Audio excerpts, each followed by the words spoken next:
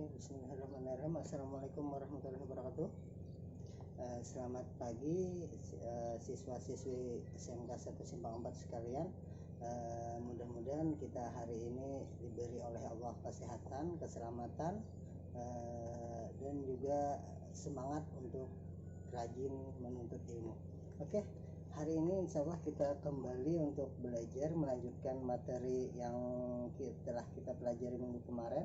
Minggu kemarin kita membahas bab 4, yaitu tentang perlindungan dan penegakan hukum untuk menjamin keadilan dan kedamaian.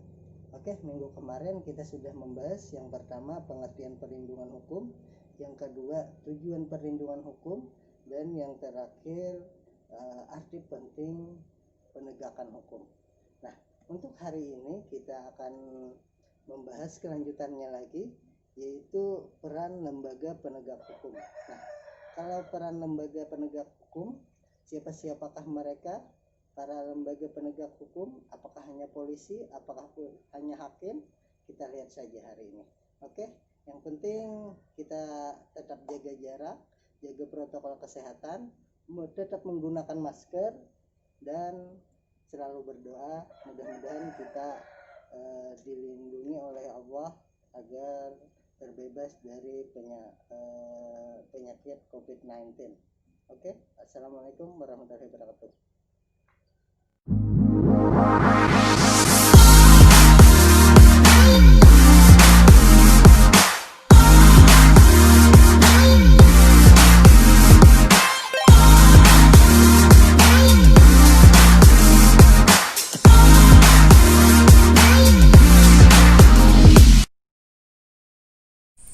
Oke, bismillahirrahmanirrahim. Hari ini kita kembali melanjutkan bab 4, perlindungan dan penegakan hukum untuk menjamin keadilan dan kedamaian. Oke, berikutnya ada peran lembaga penegak hukum. Apa saja? Yang pertama itu adalah Kepolisian Republik Indonesia atau polisi yang sering kita ketemu di jalan, di tempat-tempat lain, ya banyak sekali ada polisi. Ya, Kepolisian Republik Indonesia atau yang sering disingkat Polri merupakan lembaga negara yang berperan dalam memelihara keamanan dan ketertiban masyarakat, penegakan hukum, serta memberikan perlindungan, pengayoman, dan pelayanan kepada masyarakat dalam rangka pemeliharaannya keamanan dalam negeri ini. Jadi itu adalah tugas-tugas polisi. Menurut pasal 16 Undang-Undang Republik Indonesia nomor 2 tahun 2002 tentang Kepolisian Republik Indonesia telah menetapkan kewenangan sebagai berikut. Oke, maaf tadi Bapak menyampaikan ini ada undang-undang dasar. Maaf, ternyata ini cuma undang-undang RI, bukan undang-undang dasar. Oke, wewenang polisi yang pertama adalah melakukan penangkapan, penahanan, penggeledahan, dan penyitaan. Yang kedua, melarang setiap orang meninggalkan atau memasuki tempat kejadian perkara untuk kepentingan penyelidikan. Yang ketiga, membawa dan menghadapkan orang-orang kepada penyidik dalam rangka penyidikan. Berikutnya lagi, menyuruh berhenti orang yang dicurigai dan menanyakan serta memeriksa tanda pengenal diri. Yang berikutnya lagi, melakukan pemeriksaan dan penyitaan surat, SIM, STNK, dan lain-lain. Ada juga memanggil orang untuk didengar dan diperiksa sebagai tersangka atau saksi, mendatangkan orang ahli yang diperlukan dalam hubungannya dengan pemeriksaan perkara. Yang berikutnya lagi, mengadakan penghentian penyidikan. Ada lagi menyerahkan berkas perkara kepada penuntut umum. Yang berikutnya lagi, mengajukan permintaan secara langsung kepada pejabat imigrasi yang berwenang di tempat pemeriksaan imigrasi. dalam keadaan mendesak atau mendadak untuk mencegah atau menangkal orang yang disangka melakukan tindak pidana. Berikutnya lagi, memberikan petunjuk dan bantuan penyidikan kepada penyidik pegawai negeri sipil untuk menerima hasil penyidikan penyidik pegawai negeri sipil untuk diserahkan kepada penuntut umum. Dan yang terakhir, mengadakan tindakan lain menurut hukum yang bertanggung jawab, yaitu tindakan penyelidikan dan penyidikan yang dilaksanakan dengan syarat sebagai berikut: 1. Tidak bertentangan dengan suatu aturan hukum.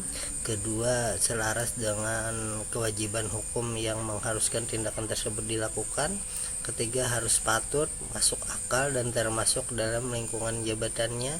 Yang 4. Pertimbangan yang layak berdasarkan keadaan yang memaksa. Dan yang terakhir, menghormati hak asasi manusia. Ya, itu tadi adalah kewenangan Bapak Polisi.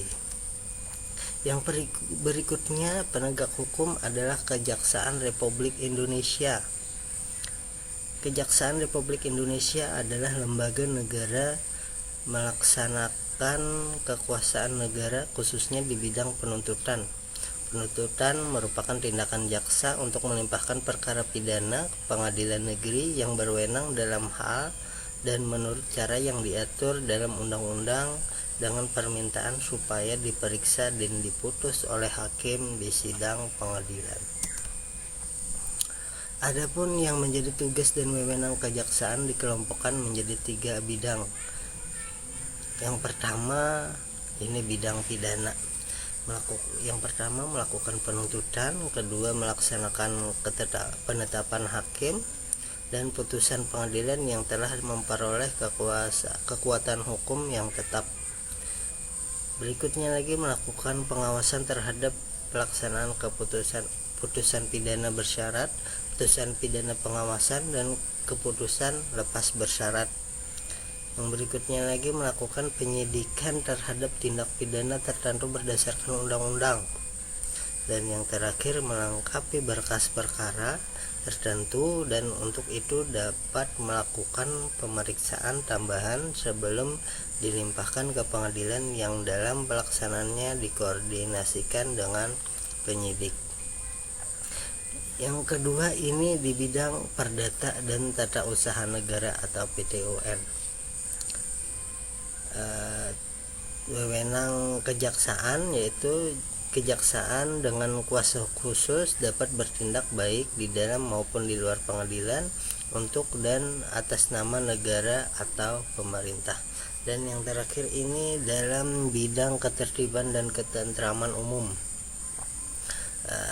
Wewenang jaksa, ada peningkatan kesadaran hukum masyarakat, pengamanan kebijakan penegakan hukum, pengawasan peredaran barang cetakan, pengawasan aliran kepercayaan yang dapat membahayakan masyarakat dan negara, pencegahan penyalahgunaan dan penodaan agama, dan yang terakhir, penelitian dan pengembangan hukum serta statistik kriminal.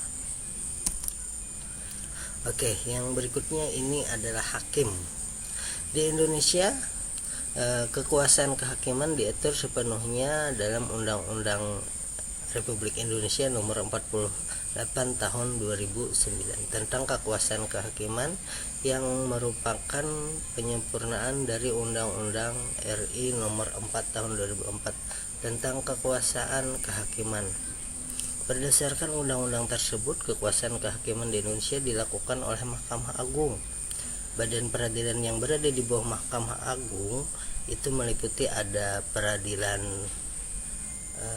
umum, ada peradilan agama, peradilan militer, ini untuk polisi dan tentara, dan peradilan tata usaha negara, serta sebuah mahkamah konstitusi.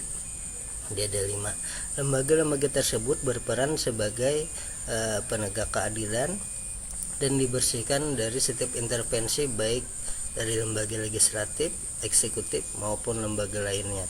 Kekuasaan kehakiman yang diselenggarakan oleh lembaga tersebut dilaksanakan oleh hakim. Nah, ini dilaksanakan oleh hakim, dan hakim itu diartikan adalah pejabat peradilan yang diberi kewenangan oleh undang-undang untuk mengadili.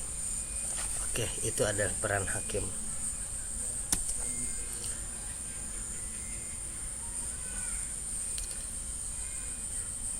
Nah, menurut ketentuan Undang-Undang RI Nomor 48 Tahun 2009 tentang kekuasaan kehakiman, hakim berdasarkan jenisnya dibagi atau diklasifikasikan menjadi 3. Yang pertama itu hakim pada Mahkamah Agung yang disebut hakim agung. Yang kedua hakim pada badan peradilan yang ada di bawah Mahkamah Agung, yaitu dalam peradilan umum tadi, peradilan agama, peradilan militer, tata usaha, dan hakim pada peradilan khusus yang berada dalam lingkungan peradilan tersebut. Dan yang terakhir ada hakim pada Mahkamah Konstitusi yang disebut dengan hakim konstitusi. Yang keempat ada advokat. Di sini advokat adalah orang-orang yang berprofesi memberikan jasa hukum baik di dalam maupun di luar pengadilan. Jasa hukum yang diberikan berupa memberikan konsultasi hukum, bantuan hukum, menjalankan kuasa, mewakili, membela, mendampingi, dan melakukan tindakan hukum. Melalui jasa hukum yang diberikan, advokat menjalankan tugas profesi demi tegaknya keadilan berdasarkan hukum untuk kepentingan masyarakat mencari keadilan, termasuk usaha memberdayakan masyarakat dalam menyadari hak-haknya yang fundamental yang mereka miliki di depan hukum. Oke, ini adalah yang terakhir dan sangat sering kita dengar, yaitu Komisi Pemberantasan Korupsi atau disebut KPK, yang mudah-mudahan kita tidak pernah kena di sini.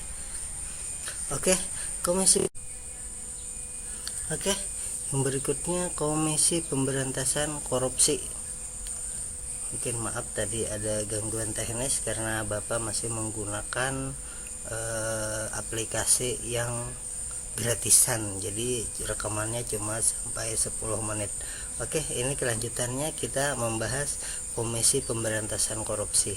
Komisi Pemberantasan Korupsi disingkat KPK adalah sebuah komisi yang dibentuk pada tahun 2003 berdasarkan Undang-Undang Republik Indonesia Nomor 30 Tahun 2002 tentang Komisi Pemberantasan Tindak Pidana Korupsi. Tujuan dibentuknya KPK adalah untuk mengatasi, menanggulangi, dan memberantas korupsi. Untuk mencapai tujuan tersebut, maka KPK ada mempunyai tugas sebagai berikut.